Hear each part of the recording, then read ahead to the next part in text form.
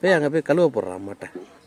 பாப்பா அது பாவம்ப்பா, அதெல்லாம் கழுவ போட்டாலும் அது செத்து எடுத்துடும். இப்போ மட்டும் என்ன உயிரோட யாருக்கு கழுவ போடுறா போய் அதை அப்படியே ரசிப்ப. கழுவ போடுறா போய்.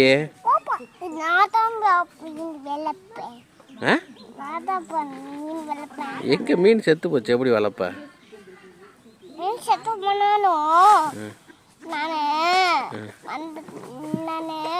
வேற மாதிரி மாத்திடுவேன். எப்படி மாத்துவ? எனக்கு தெரியும். ஏய் கர்மண்டா. அப்பா மூக்கு எங்க? மூக்கு உள்ளார கிடக்கு. மூக்கு எங்கதா? இங்க இருக்கு.